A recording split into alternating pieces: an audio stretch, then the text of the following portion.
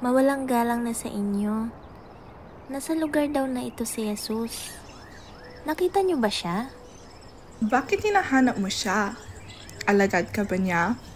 Tagapaglingkod ka ba niya? Balita ko, dinudumog si Jesus ng maraming tao. Kaya hindi ka makakalapit sa kanya. Huwag ka nang umasa. Teka muna. Huwag naman kayong ganyan. Pagpasensyahan mo na sila ha. Ano yung maitutulong namin? Halika, upo ka muna. Salamat. Kailangan ko makita si Jesus. Iwan ko kung matatawag nga ba siyang Panginoon. Pero sigurado akong hindi siya napadpad sa lugar na ito. Kamag-anak mo ba siya? Hindi. Pero nabalitaan kong nagpapagaling siya. Malala ang sakit ko. 12 taon na akong inaagasan ng dugo. Walang makapagpagaling sa akin sa sobrang hirap na dinanas ko sa manggagamot. Naubos ko na ang pera ko dahil sa malubhang sakit na ito. Pero pagkatapos ng lahat, gumaling ba ako? Hindi, lalo lang lumala. Nung mabalitaan ko ang tungkol kay Jesus at ang mga himalang ginagawa niya, alam ko, isinugo siya ng Diyos. Naniniwala ako sa Kanya. Mapapagaling niya ako kahit mahipo ko lang ang laylayan ng kanyang kasuotan. Gagaling ako. Kung hindi, mamamatay ako.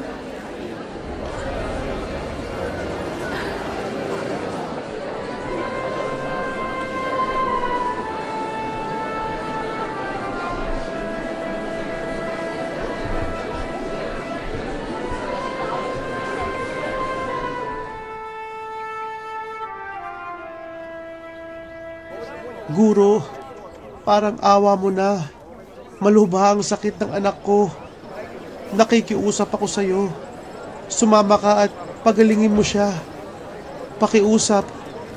Pumunta ka sa amin. Panginoon, siya si Jairo, ang punong opisyal ng sinagoga. Kailangan niya ang tulong mo. Mahal na mahal namin siya. Ang kaisa-isa naming anak. Napakabata pa niya. Ayoko siyang mamatay. Oo, pupuntahan natin siya.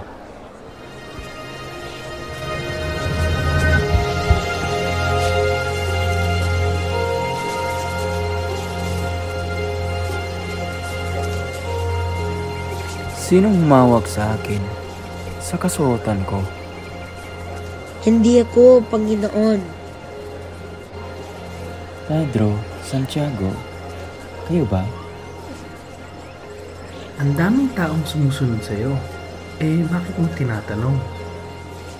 Naramdaman kong may kapangyarihan lumabas sa akin. Babae, ikaw ba?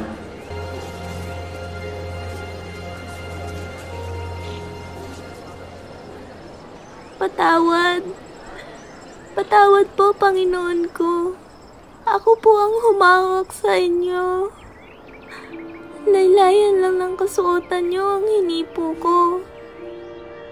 Huwag kang matakot. Walang masama sa ginawa mo. Pero bakit mo hinipo ang kasuotan ko? Panginoon, 12 taon na akong may sakit.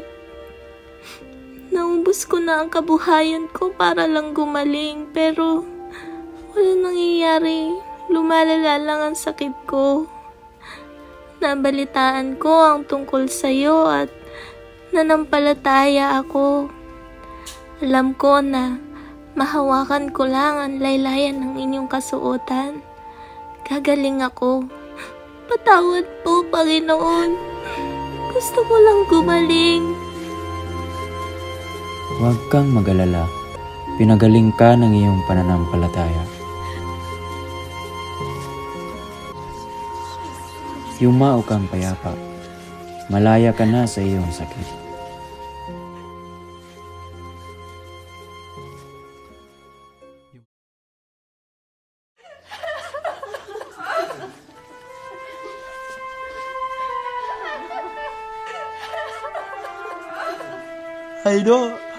Hayro, patay na ang anak mo. Umuwi na tayo. Huwag mo nang abalahin ang guro. Hayro, nalulungkot ako sa nangyari. Tatagan mo ang loob mo. Manampalataya ka. Maliligtas siya. Puntahan natin siya.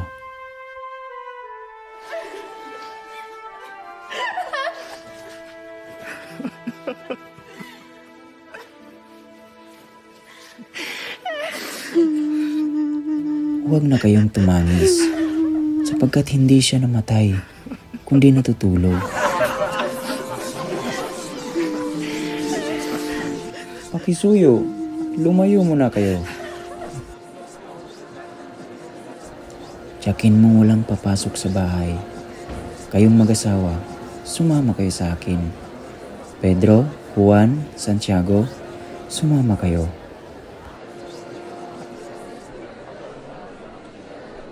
Pero Jesus, patay na siya.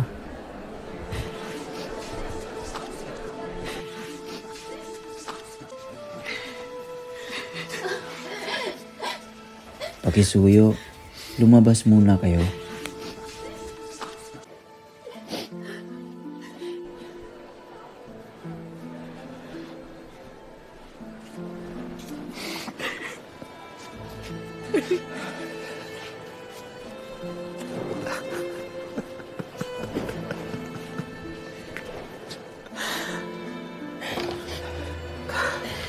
Dalagita, sinasabi ko sa'yo, bumangon ka.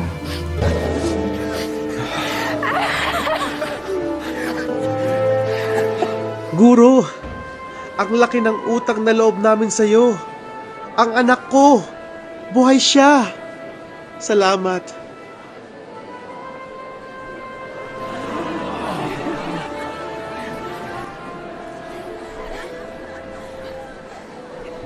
Hayro, may ipapakiusap ko sa iyo sa bagay na ito. Huwag mong sabihin kanino man na namatay ang bata at muling nabuhay. Nagugutom ang bata. Pakainin mo siya.